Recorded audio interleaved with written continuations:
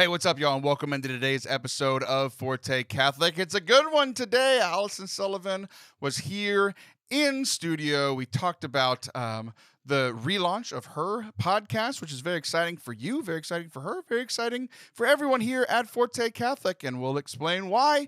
We also talk about how Jesus would have acted or used social media, and weighed in on the body positivity topic that's been going around a lot recently, thanks to our good friend Lizzo.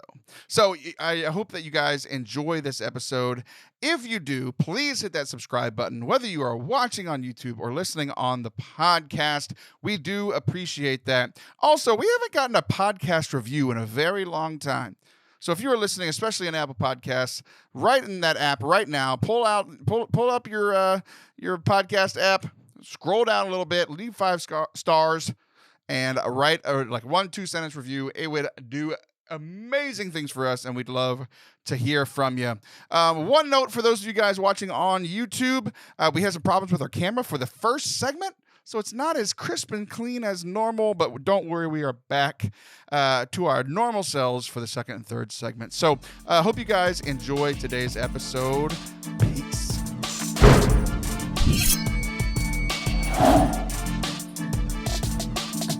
What's up? Forte Catholic. I am Taylor Stroll, and that is Allison Jemima Sullivan. Allison, how are you? Hi, Taylor. How's it going? I'm doing great. You have been at my house every day. I cannot believe. For the last 12 days. I cannot believe we have not divorced. Well, I mean. I mean, You made me sign a prenup because you have so much money. Right. Yeah, right. Oh my gosh, I get paid in quarters. Are you kidding me? But we have spent a lot of time together in a very small space. We really have. Would you like to tell the people why? Well, I felt really motivated and inspired by you, Taylor, over a certain breakfast where you said it's really dumb that you're not doing your podcast anymore. Let me help you with that. And so, Sinner, Saint, Sister, we're back at it. Yay! Yay!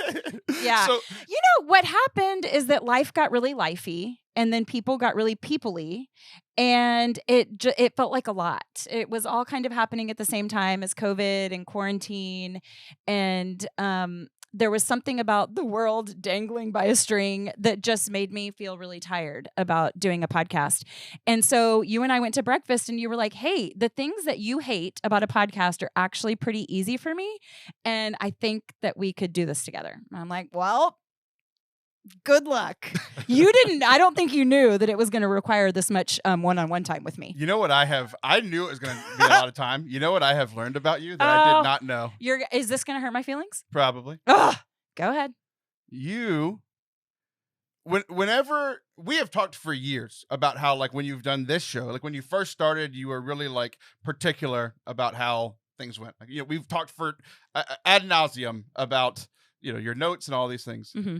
I didn't know how high maintenance you were. How am I high because maintenance? You've never been high maintenance with me before until it was your project. Oh. Okay, but I'm curious. I have things to learn here. What do you mean? So it's the perfectionism thing that I thought I beat out of you. And it came back because I have beat out perfectionism with you when it comes to this project, or even your public speaking, which we have done work together. I was the worship leader or whatever. Yeah. But the parts of what I have learned is the parts of your life that I am not in. Yeah. You have not been beaten out of your perfectionism. I'm going to keep doing my way. Right. But I think that makes sense. It's no, this is yours. This has your name on it. Right. I will do it your way. That feels respectful even. But then there are things. I did it my way. But then there are things that I still value excellence. You're not going to beat that out of me. It's just how God made me, for better or worse. Annoying or not. Here's the thing. I value excellence. Yeah, you value something different, and I don't know what it is. I've actually thought a lot about this. There are things that you are so picky about that I'm like, nobody cares. And then you're I know that you're yelling that to me too. I just want to chop the video and like me mime you saying that and say it back to you. I know. But I think this is why we might be a good team.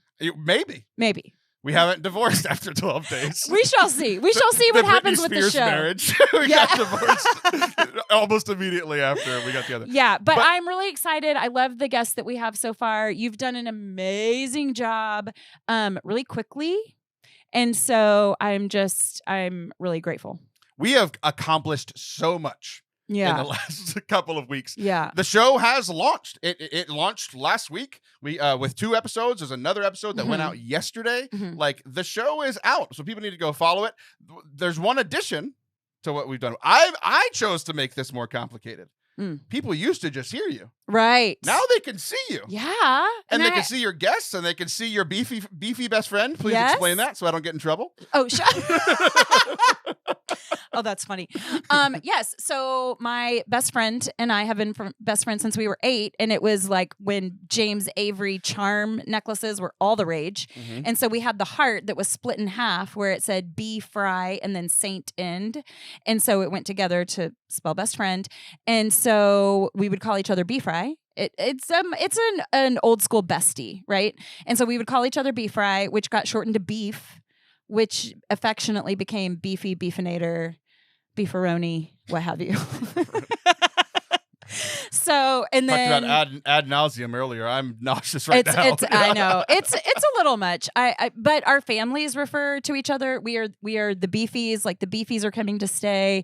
It can be an adjective or a verb. You can do something in a very beefy way, which really just means loving. Because beefy, like if you didn't explain it, I would have gotten in trouble. Sure, you have a mental beefy. image, and like right? Both of you you're up in age, but you're both attractive and skinny women, and you're calling each other mature. beefy. Yeah. It's so funny to me. I know. And to further, complicate, I don't know, make it funnier, is that she's a vegetarian. And so walking around calling her beefy is just fun for me. I didn't know that until we've been recording with her because she's part of your podcast too. And I heard that and I was like, you have got to be kidding me. It becomes more and more ridiculous. Yeah. Like you would think like, oh, you just did the explanation. People are like, oh, and we're all like, this makes less and less sense the more you talk. Well, yeah. Luckily she brings a lot of clarity to the show. So yeah, exactly. Guys, the cool thing is this show has been going on forever. Allison said that like people and life was just happening, and you were like, everything's bad in the world, and the world's hanging on by a thread. I think personally that you abandoned everyone in our time of need. So me being the knight in shining armor, I was like, the people need someone. It's not me. They need you. Oh my gosh, this is your civic duty, lady. Right. I am getting into heaven because I revived That's really nice. That's really nice. It does feel good. I will say there's a little bit lost because I always interviewed my friends and I interviewed them in person. And so now I'm kind of doing just people that have like a very certain specific message. And so we're doing it on Zoom and what have you. And it's different. So, well, one thing I haven't told you, I was going to tell you this, like, that like people can come here, like the people that were local. I realized after I was like, he lives here. Why is he not here? I know. I thought about that too, actually. Anyway, that was just a business note in the middle of this podcast. Well, good for later. But speaking of your guests, so first of all, people need to go subscribe. If you're not already, you're insane. Center State Sister on podcast or at Allison Sullivan on YouTube, because we're going to put it out on YouTube every time, and you can watch a YouTube without my face on it because it's just her and her guests. But your guests, you've had some really cool guests. So like I have listened to, like when I edit things, like I listen really intently. So I've heard your guests multiple times. Yeah. So tell us about some of your favorite guests, because we've already recorded like 7-8 of them out. So we already know what's going to happen. They don't. So tell us about some of your favorite guests you're having on. So excited. There's so many. I just love people that live life deeply. And so so it's starting. Tradition. Tradition. I sang that song on last week's podcast or the one before. It keeps coming That up. song? Do you know that song? No. I'm going to sing it for you and I'll see what you say. Oh, yippee. Whose job is it to make a proper home, a quiet home, a kosher home? Who must raise the family and run the home? So Papa's feet and read the holy book. The mama. I have no idea what you were talking about. Oh. It's very I just wanted to look in your eyes as I sing those lyrics. I know. Okay. I've never mentioned Fiddle on the Roof, and now it's happened twice in the last 3 weeks. Look at that. It was it's with a little John, and sign from the universe. Well, okay, so the beginning of each season is going to be 2 hometown heroes. So just people in this community that are doing amazing things. I feel like we're watching like the local news. Tonight, your hometown heroes like that. On Channel 7. Hey, Ags. So anyways, the first 2 are just dear friends that are doing really incredible things for our community. And then I have, there's one that's like in the works. It hasn't happened yet, so I'm going to save that the big one, okay? But so Laura Fanucci, Marcia Lane McGee, Casey Davis, lots of Another really fun like people from TikTok. So I'm really, really, really excited. Shannon Evans. I just have had some really great conversations so far, and there's far more to come. Yeah, and they run the gamut. Like your show does a really good job. Like one of the things that you do very well is like dive into really tough stuff with people and have conversations with them about it. So you have one like one of the local ones is about like dealing with being the child of a parent who receives a terminal illness. Mm-hmm. So it can get really deep. But then you have other ones that are a little bit more fun. So like you run the gamut. It's like the modern day Psalms. It's like one day you're like, woe is me, everything's bad, the life's hanging on by a thread. And then you talk to the beefy lady and you're like, everything's great, I love everyone. Oh, that's funny. I think that should go in an intro. Modern day Psalms. Just me. Oh gosh, it's the Psalms. Full gamut of emotions around here. We don't dodge any of them. Right. Yeah. The other exciting thing is that I've had this dream for a while. I've been doing this show for 5 years now. We had that anniversary 2 weeks ago, and I forgot about it. Didn't mention on the show. You are kidding. Yeah. My gosh. I realized when I was doing the show prep for last week's show with Father Anthony, I was like, last week was the 5-year anniversary. I've always done a really big show for the year anniversary, and I was too busy working on your dang show. Sorry, people. We could have had cake. We could have. Someone sent me a cookie one time, and it took me 6 months to figure out who it was. Oh yeah, that was wild.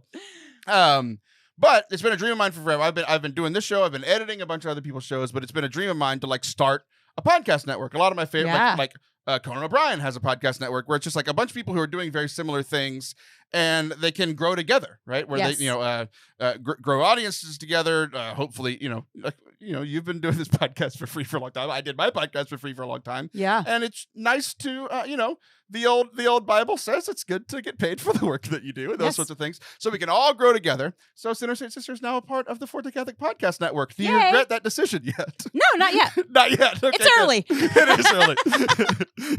The divorce is pending. pending the prenup. I'm not signing the papers, Taylor. Well, we haven't signed any papers. We're in an open relationship. This is getting worse. Well, this is what happens when you put us two in this water closet for 3 weeks. Okay, enough about you. Right? This show's always about me. So generous. Are you like twitching over there? I started to, but that's because I did something active last night for the first time. Oh, because yeah. I played basketball last night, and like I played basketball 2 weeks ago, and I was fine because like I had been walking for the few days beforehand, and I was like limber. I have been sitting down either in this chair or on an airplane. I haven't moved in like 9 days. Because like, traveling is coming back like this past weekend. I guess 2 weekends ago now. We're in the future.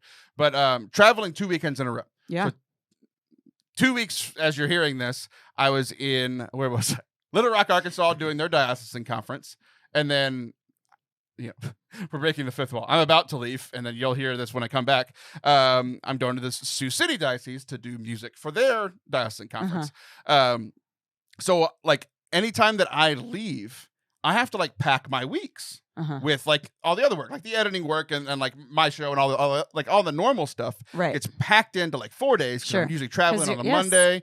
And I have not had not one flight experience go well since COVID. And I've talked about it on the show. Yes. And it continues to be true. Yeah. And like I have fifth wall is broken. I haven't traveled to Sioux City yet. And you know what I'll probably have next week? A bad flight story about traveling to Sioux City. You know what cracked me up is that we were supposed to do something on Monday and you were like, okay, but my flight's going to get canceled. 100%. And I'm like, well, that's pessimistic, Taylor. Gosh. And sure enough, I called you Sunday night, 30 minutes after my flight got canceled. Not delayed. They're just like, we're just not going to do it. Yeah. Man, the airlines are like fatigued too. Like, forget it. They got rid of so many people during COVID because people weren't flying and they just haven't restocked. It's been terrible. So there's either no flight crew or no pilots or the plane's not working because they didn't have enough maintenance people. Like, it's just been an absolute mess. Flying there was fine, which was great, but flying back, like literally I'm walking up. So like it was going to be close anyway, because like I was the keynote speaker for this thing and I had to give 2 talks.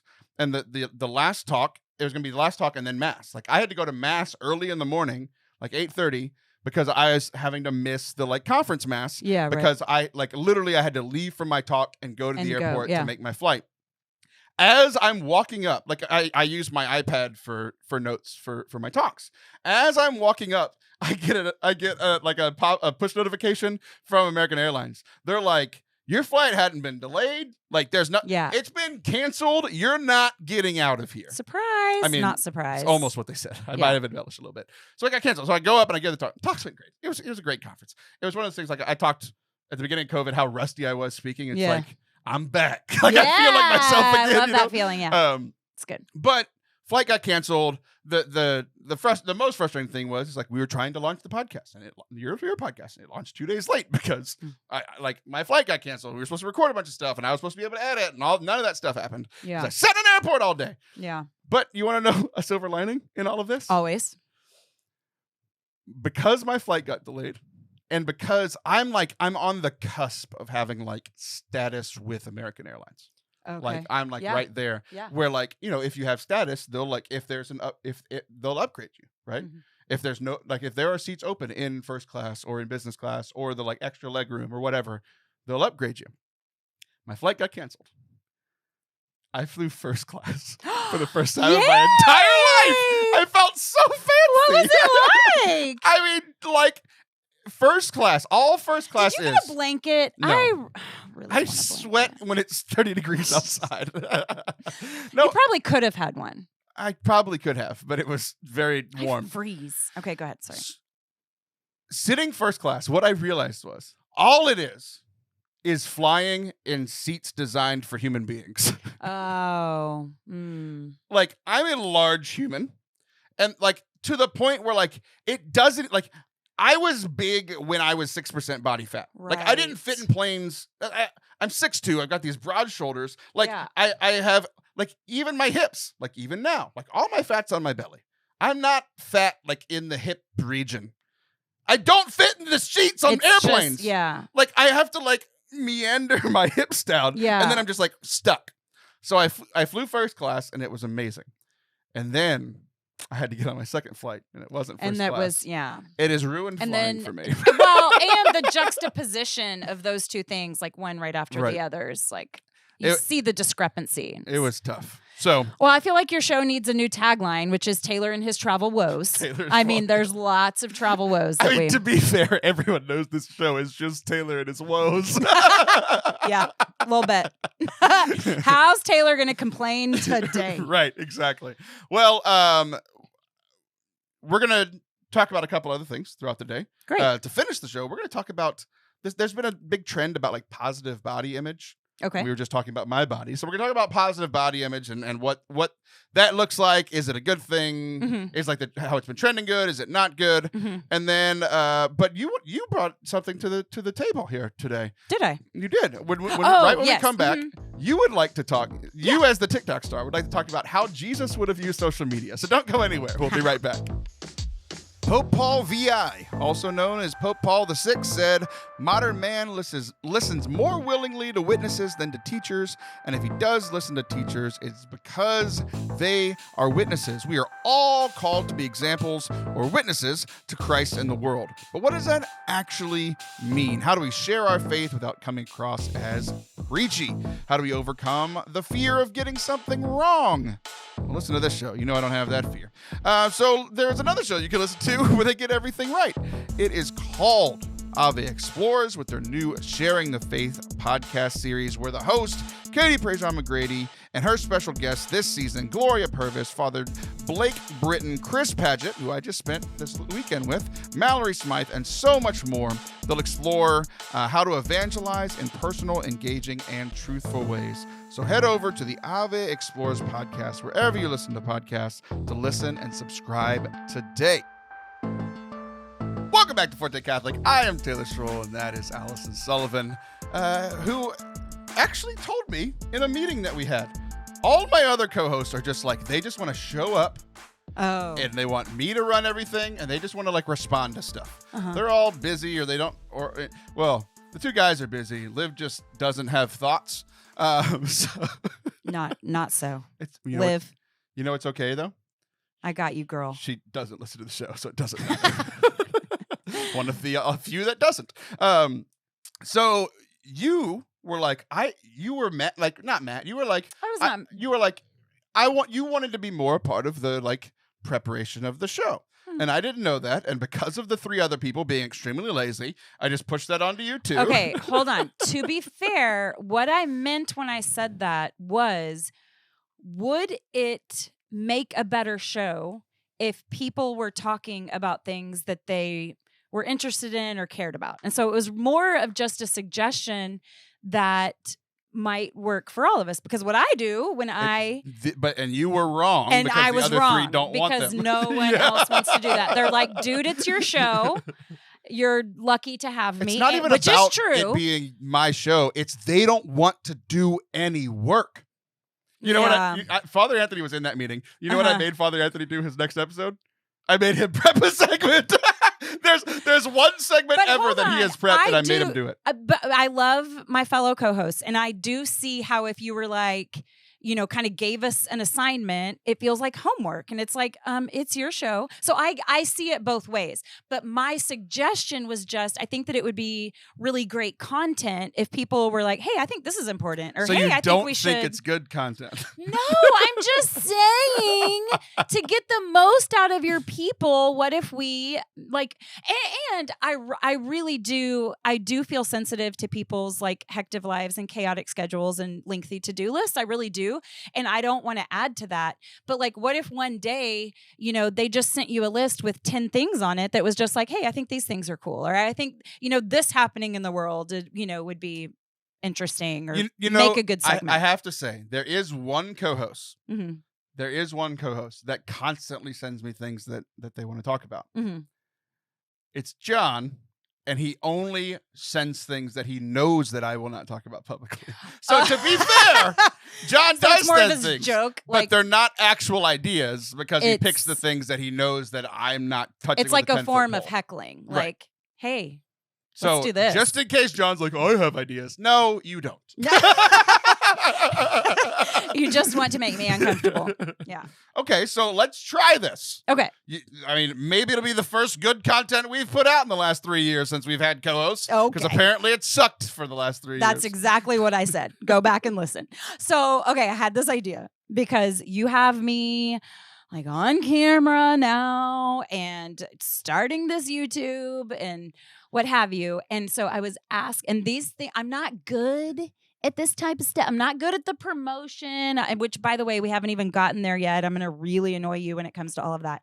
But I had this thought that it was like, would Jesus's sermons be on YouTube? Would they? And then I had this thought of, would Jesus be making announcements of where he's going to speak next? And it was a real question for me. Like, I really want to know, what would Jesus do? You're not going to like this. I'm going to answer your question before we even get into the segment, because this is what all my co-hosts do when I come up with a segment, and then it just go right to the punchline. 100% Jesus's dates and locations would be posted. 100% his sermons would be on YouTube. Would Jesus post them? No. That's why he's got 12 apostles. You don't think one of them would have had a camera and been good with social media? One of the apostles was what I'm doing for you and would have posted everything for them, would have done everything for them, would have edited everything for them, where all Jesus had to do was show up and talk. Oh my God. There's a Taylor in the 12 apostles. It might be Judas. Jesus' social media really took a dive after he was crucified. Oh my gosh. But Thomas is like, dude, I don't believe it. And John's like, I got it on video. Yeah, exactly. No, you know what would be great?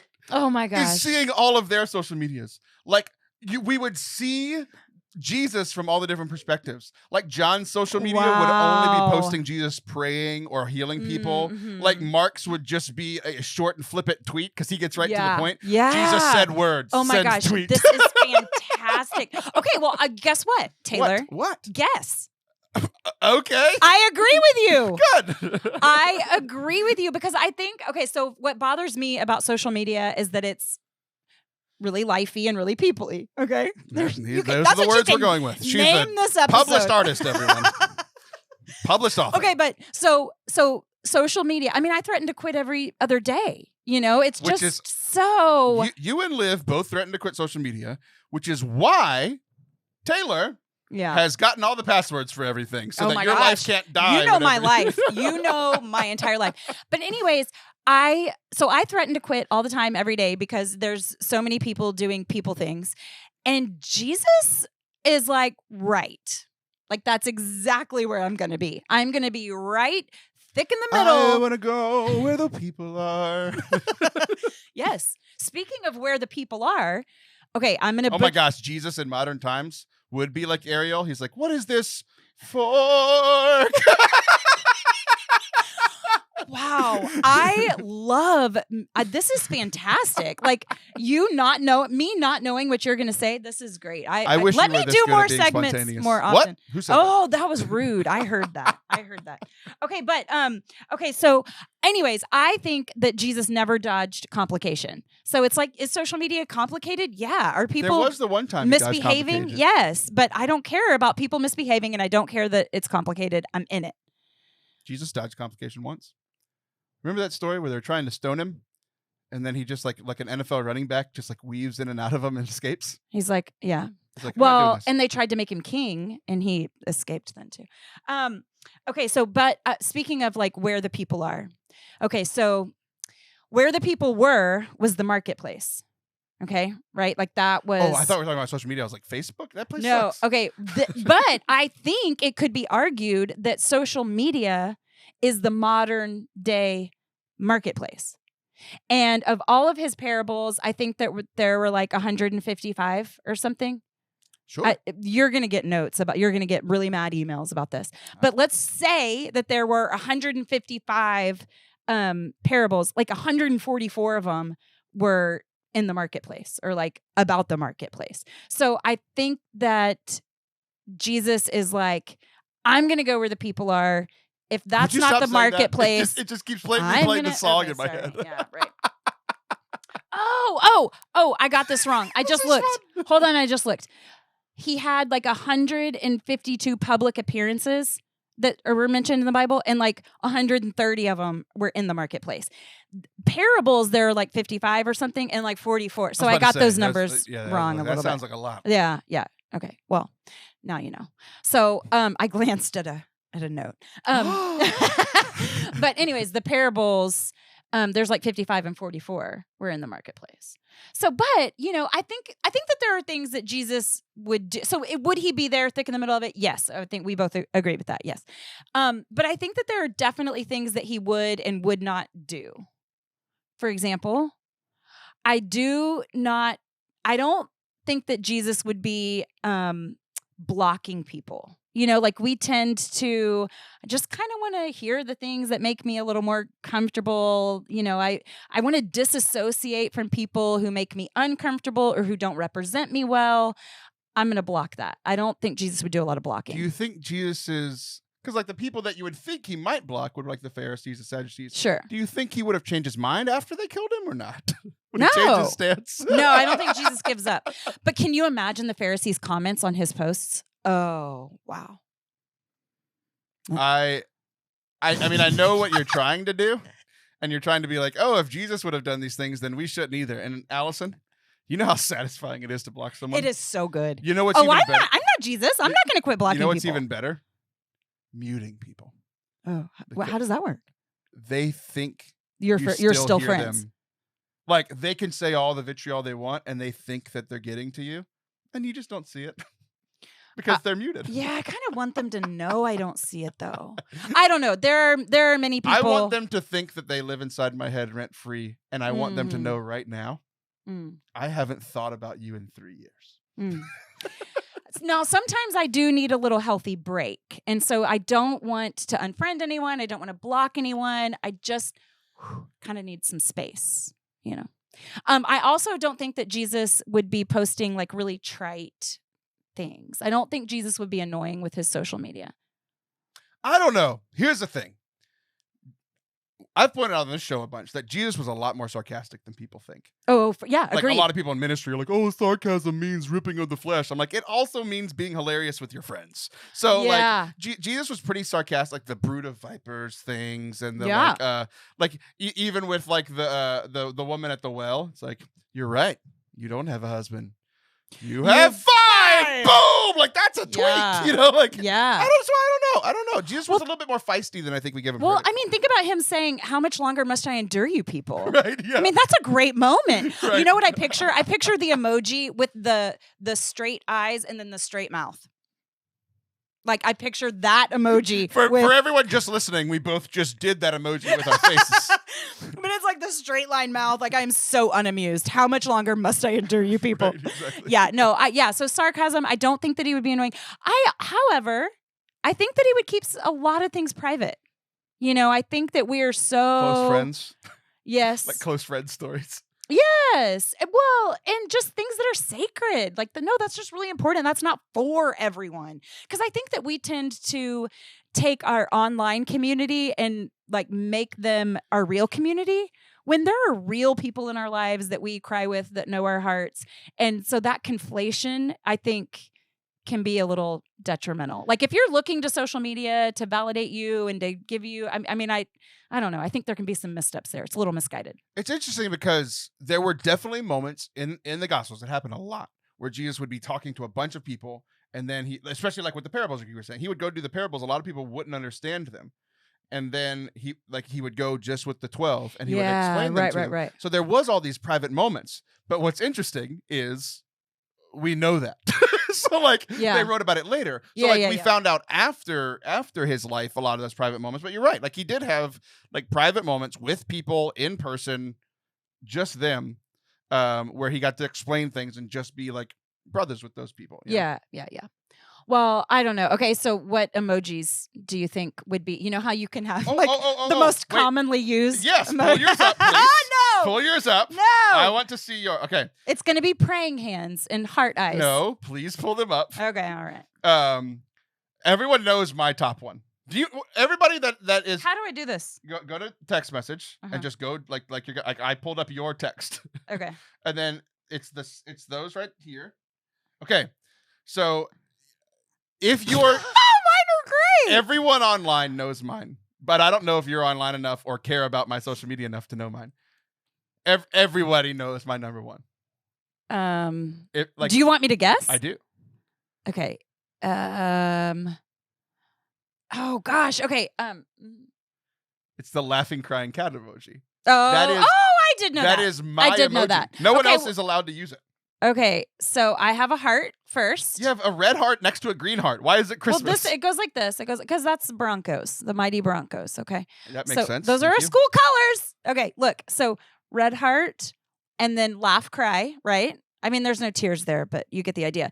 And then third, Taylor, overall is. That's because it's very good. It's very good. I want to see. And then heart eyes. Heart eyes, kissy face, prayer hands. Yours is much holier than mine.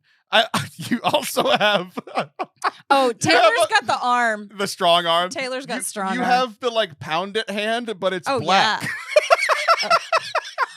Well, yeah. Why is your... I can't stand... Like, honestly, one of my friends does it too. And it's like, dude, you're white. I would never post that for me. I did not post that for me. I've got the poop emoji. Do you really? I do. Would Jesus use the poop emoji? No, probably not. I've got a black heart. Yeah, I have a black heart. 100%. The dove. Look, I have a black heart. That's what we should do. We should look at Jesus' face right there. The flat, the flat smile. My number one is the crying laughing cat. Yeah. My number 2 and 3 are the ones I post about all the time. It's the YouTube and the podcast celebration. My 5th one is this. Just the holding up my hands. I send it to people all the time. You know what? So when you made me guess and I did this one, in my head it was, what's she saying? Yeah, exactly. What do you mean? Well, these are all the ones I send, and I receive all of your messages with the black heart. So, all right. Yeah, I ran out of material, Taylor. Here's my final question for you. Okay. As a TikTok star. And TikTok is where all of the young people and you are. Mm-hmm. So, 1, would Jesus be on TikTok? Yes. And 2, would Jesus do TikTok dances? Sure. Yeah. I mean, not suggestive ones, but I think Jesus is fine to wiggle. Jesus would wiggle. Jesus is fine to wiggle. That's the quote. I might name the whole episode that. Jesus is fine to wiggle. He would wiggle at a wedding. He would celebrate. Yes, I do think that. After he drank all the wine he made. Jesus would do a wholesome TikTok dances. They do exist. A TikTok dance, yes. I learned something on TikTok the other day. I'm gonna remake the TikTok. I'm not gonna do it now because the audio people wouldn't be able to see it. But follow. I think it's Taylor's Roll at Taylor's Roll on TikTok. I'm gonna show you. I learned this on TikTok. I can flip over my hand without flipping my wrist. It's incredibly impressive, and you'll only know that if you follow at Taylor's Roll on TikTok. I have not seen that. You already made that video? I'm about to. You're about to. With you right here. At Sullivan Family TikTok on TikTok. Yeah. It's weird. Like people didn't know where they were. I know. Well, we didn't know what we were doing at the time. And you never know what you're doing online. And now I'm trying to fix it. Blow up. I'm trying to fix your mess. I just relaunched your podcast and I was like, oh, we need to put it on the website. And you're like, I don't have it anymore. What are you doing? You're nothing without me. You ain't never had a friend, never had a friend. Are you done making fun of me? Are you done? We'll be right back. Don't go anywhere. I've been talking about the Grotto Network for the last, a few weeks over the last couple of months. I really, really like what they are doing on social media. They're a ministry out of the University of Notre Dame.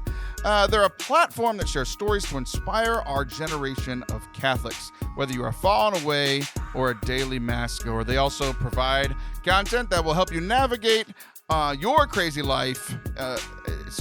They will provide you help to navigate our crazy lives. So I guess we're doing that together because we're following them together. With everything from advice on finding an apartment to dealing with toxic friends, from finding sustainable food to appreciating college football, from dating advice to finding purposeful work. They've got it all, especially for young adult or youth Catholics. We hope that you will follow them on Instagram. They are doing some great job at Grotto, Grotto Network, Grotto Network.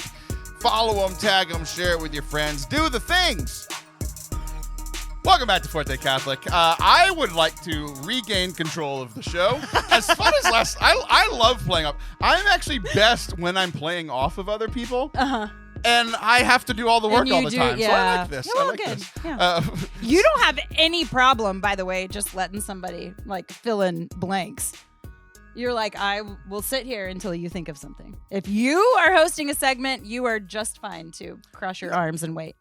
I'm being respectful of the work you put in. And I keep looking at you. I'm like, are you done? It's like, I want to make the show entertaining. Well, my little people-pleasing self is like, always hustling for dead time. I'm like, fill it, be funny, smile, twinkle, shimmy, wiggle like Jesus. And you're going to do that. And I'm just going to sit here and ramble. You do not want me to get going, Taylor. You want me to give a fake sermon? This is horrible radio and you don't even care. Wow. You have dull teeth. Do you want me to tell you that? Okay, let's get into it. You have dull teeth. I love watching you be Your teeth look like an American doll. I cannot believe you have never gotten this feedback before. I don't know what that is. I think it makes really bad radio to Google it. No, it doesn't. Nobody cares. I just stared at you for 30 seconds. What do people care? You have like Cabbage Patch. You have doll teeth. Your teeth does look that like mean? doll teeth. I don't know what that is. Okay, Google American Girl teeth. I have girl teeth is what you're saying. No, American Girl teeth. Okay, please explain to the people. I'm Googling I don't know. it. You just have these little perfect little Cabbage Patch Kid teeth. They like are cute over your bottom lip. Like just a couple, and they're just. I don't know what you're like. They're just teeth. Like dolls have teeth. Taylor has teeth. No, They're the same. They okay, hold on. I gotta find the right one. Every person listening is like, yeah. Okay, no, hers are a little buck, and so you're gonna get the wrong That's idea. all I see is buck teeth. No, and you're they're like, not bucky. You don't have buck teeth at all. They're just like these perfect little. Here we go. Look. So what you're Look, saying is those are your teeth. I That have is your perfect smile. teeth. Tell me that does not look just like you. It's a 3-year-old girl with freckles and brown eyes. Doll teeth. American Girl doll teeth. I think that Cabbage Patch Kids are too young to have the doll teeth, but everyone is like, yep, true. My dentist says I have perfect teeth. They're lovely. You say I look like a small girl that's fake. No, you should enter like a straight teeth contest. I mean, they're nice teeth. I'm just saying they're dollish. You want to know how long I had braces? Long time. 0 days. God made me perfect. You have superior genetics, obviously. Well, not quite, because we're going to talk about my body image today. Yes. I was a perfect human specimen until about 22 years old when I quit playing sports. Okay. That's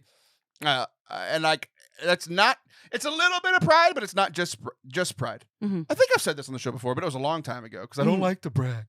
Mm-hmm. Baylor, School of Medicine. Mm-hmm. You've heard of them. Mm-hmm. You know, big, pretty popular Christian college here in Texas. Baylor School of Medicine studied me as a small boy because I wasn't a small boy. They're like, here is the 100th percentile, like the largest people, like height and weight at your age. I didn't exist on the. There was no chart for me. I was like 150%, like taller, bigger. I've just always been big, but I was also like 5% body fat, which was way less than all of my people. What age did this happen?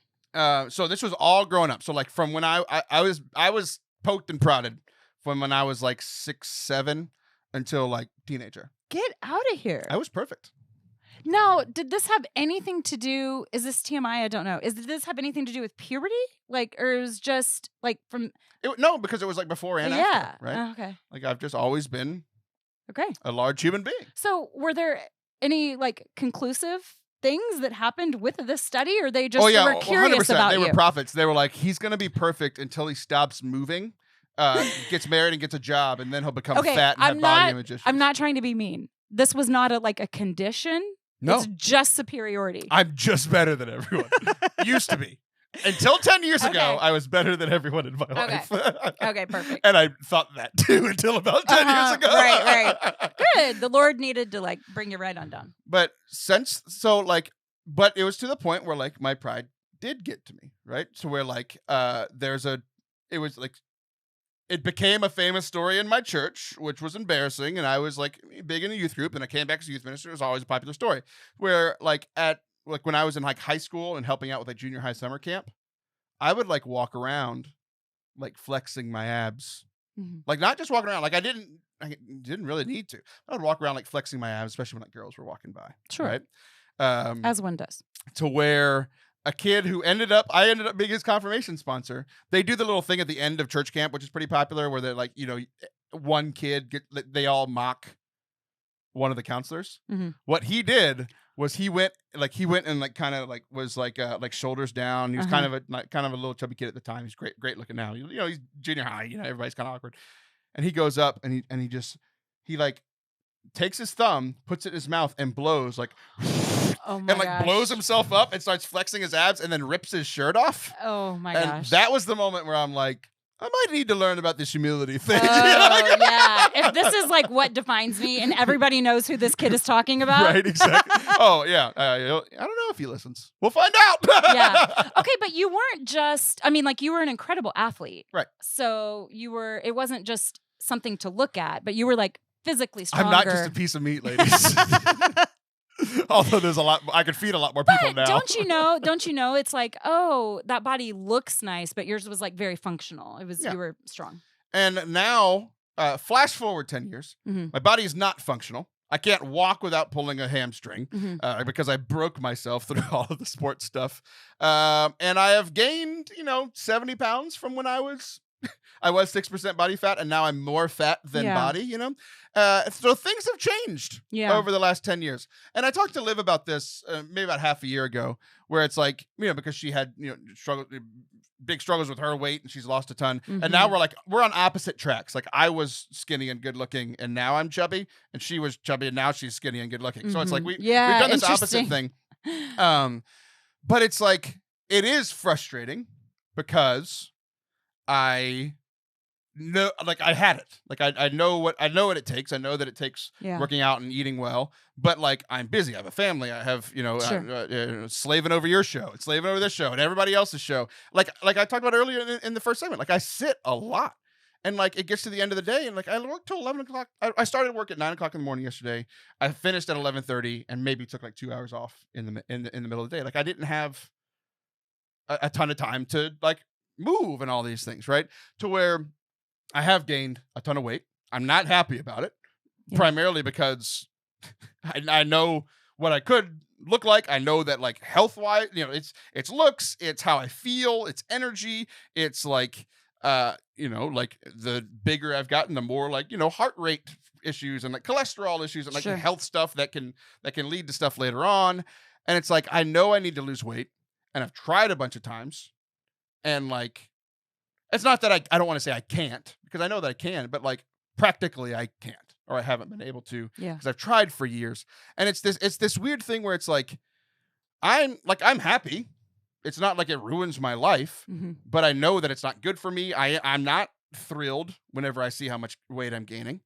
So I'm not happy about it. And like, I joke all the time where it's like, I go every 17 seconds between I'm God's gift to earth and I'm the worst piece of crap in the world. And it's like, every other time I look in the mirror, I'm like, I look great or I look terrible. Like there's not really an in between. Yeah. And then I see things, and there's been this trend. Like I see, like I think the face of it is Lizzo, right? Where she's very large. And it's this thing of like, and I see it a lot of it's happening in like advertisements, because it used to just be like, if you were a stick woman, you were on the advertisement, and like normal people weren't in the ads. But there's this trend, and I'm not sure if it's like Lizzo's like, no, I'm happy with who I am and I enjoy being this large. But for me, it's like there has to be a balance between like, I don't hate myself because I'm big, but I also need to lose weight. And that's been kind of hard for me to balance those two things. So I think, okay, this is going to be a roundabout way to get there, but I think it matters. I think it's important. We were at a theme park and we were standing in line for this roller coaster. It was the big one. And of my two boys, I had one who really wanted to go and felt really scared. And then I had one who really felt scared and didn't want to go. Okay. But we're in line and the messages around us are the same, which is do it. Right. And so we were kind of talking about as a family, this concept of bravery. What does it mean to be brave? Well, for one kid who wants to get on the roller coaster, but feels afraid, it would be very brave for him to get on the roller coaster and experience the thing that he wants to experience. Sure. For the other kid, who does not want to get on the roller coaster, it would be very brave for him to step out of line and excuse himself from this thing that he did not want to do. Right, because of the peer pressure. Because of all of these people saying. So I think that health can look a little different for everybody. My point being that how you feel, and so then bravery is honoring what's inside of you. It's not about whether you ride the roller coaster or not. Health or body image or positive body image or being healthy is not about weighing this or looking this. It's about honoring how you feel, what's going on inside of you. And so it's not positive until you are, I'm happy with this, because here's what happens when you have majority culture, right? And majority culture decides what's beautiful. Majority culture decides, what we're going to put on the cover of whatever. Well, not everyone is that. Not everyone, I had a beautiful conversation with Marcia about body image, and she was like, I'm never going to look like you. That is never, ever, ever going to happen. She said, I have too much I am black. And, melanin. Yes, thank you. Melatonin. She sleeps really well. But it's like, she has all these differences, different genetics, it's just never going to happen. And so I think that we can honor who we are and who God made us without this insistence on a standard. There's no one standard, but so I can be upset with myself or frustrated or annoyed. I relate very much to some of the feelings that you described. And someone that does not look like me would look at me and go, oh my gosh, that's so irritating. But the problem, it's that I know what's healthy for me. I know what I'm capable of. I know when I'm out of shape and when I'm in shape and when I'm strong and when I'm not. And so I think that it is so individualized. We can't just make these sweeping messages. It's never going to work. Right.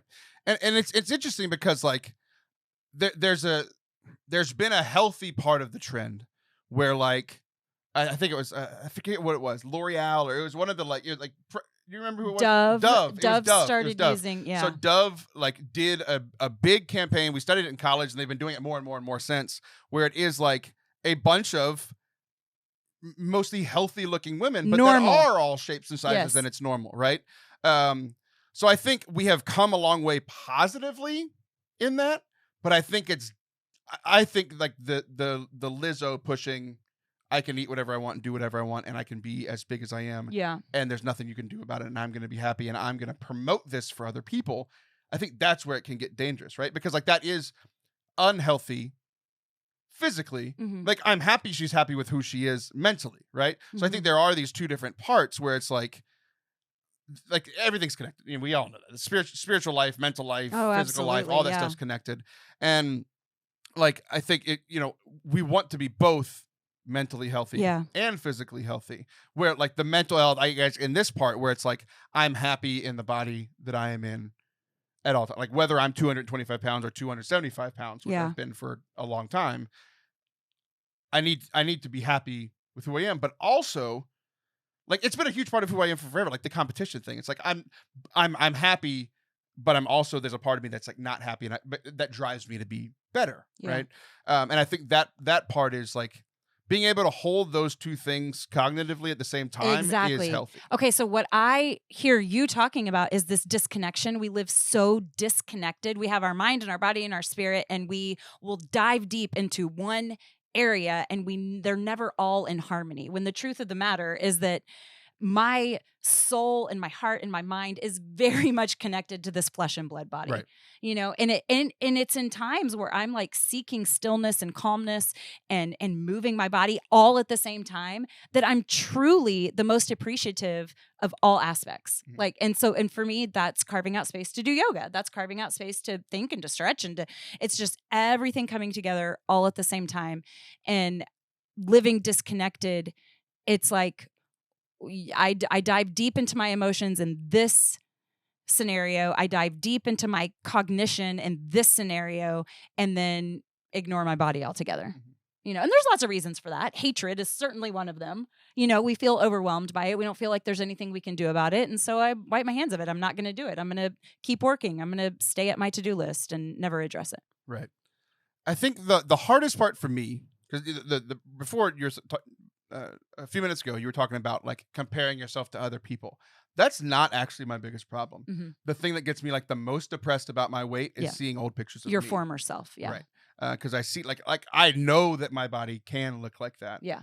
But I'm also generous enough with myself to be I also didn't have a job or a wife or kids or and any responsibilities other than going to class and running 6 hours a day, But I guess that's what I'm saying, is that in these moments of quiet and stillness for me, it helps me accept with calmness where I am right now. And then there's something about that calmness and acceptance of this is where I am right now that makes me a little more motivated for next time, that makes me a little more motivated to keep going or to keep trying. Because the truth is we all want something for nothing. I would love to be 10 pounds less and stronger and, look really cute in a bikini for not a lot of hard work. I too am working for my bikini body. I've got it pictured. I'm not gonna be able to scrape it from my brain. One of the things that got me thinking about this recently is I saw one of my friends, Brian, who is he just started a YouTube. It is like a YouTube playlist, and then he kind of created its own channel called Fat Dad Fit Dad, because he's, his words, overweight and wants to be healthy for a lot of the same reasons I do. Look better, feel better, be there for his family, Sure. health, all those things. One of the things he did that I thought was so creative that I never would have thought of is he has, like, because I think about it a lot. Like, I think a lot about the 275 versus 225. Mm-hmm. Like 225 was the weight that I was at when I was in the best shape of my life for years and years and years Yeah. and years. And I could get bigger and stronger or faster and leaner at 225 Sure. over and over again. Yeah, right. So I'm very connected to the numbers because I always have been. Yeah. And he has too. He's over 300 pounds, and he's been very connected to the number being over 300 pounds for a long time. Right. And that, I think for me, I have tried for 2-3 years to get under 275. And there was one time that I did it because I was only doing cardio, and then I started lifting weights, and my body's built to get bigger. So I got bigger and stronger, but then I was 275 again. And it's I understand there's a difference. Yeah. My stomach got smaller. Yeah. But I was still 275. So did that feel like failure to you? It did. Yeah. It did, which is weird because I know that I was healthier.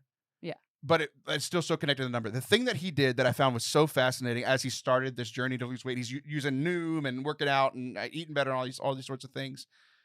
He is now weighing himself in kilograms instead of pounds. Get out. That's brilliant. Because just the mental block. Yes. Of, oh my gosh. And it's not like people can hear it as it's a smaller number because 300 pounds, 176. No, yeah. It's not the less. There's such a connection to the number. Yeah.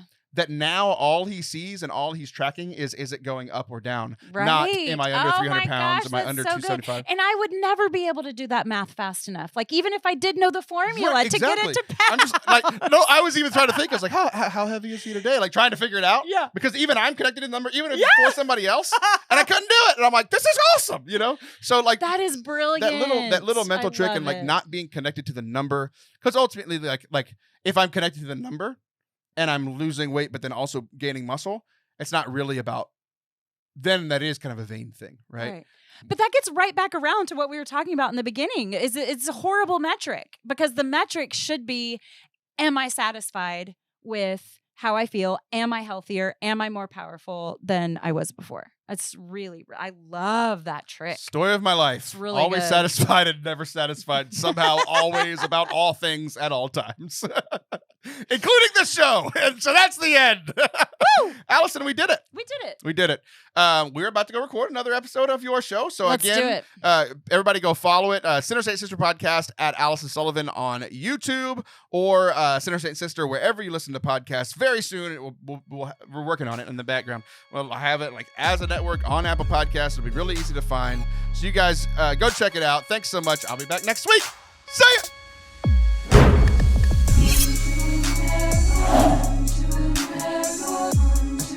Thank you guys so much for watching and listening to today's episode. We hope that you enjoyed it. We sure enjoyed recording this episode. If you did enjoy it and you are not yet subscribed, hit the subscribe button, whether you're listening on podcasts or if you're on YouTube. Hit the bell as you hit subscribe as well, so you don't miss any of the great stuff that we have coming to you. A new podcast every week, new videos randomly in all kinds of series about Catholicism and the world and culture and all that kind of stuff. It's going to be a ton of fun over on youtube.com/Forte Catholic. The other thing is, my birthday is coming up. This is actually the last episode before we celebrate my 32nd birthday. So if you want to wish me a happy birthday and support the work of Forte Catholic, you can do so at fortecatholic.com/donate. We are a 501c3. It's a nonprofit, just like your church. So if you'd like to throw some of your tithing money our way to support the ministry that we are doing of new media and the new evangelization, we hope that you will do so. Thank you guys so much. God bless, and we'll see you soon.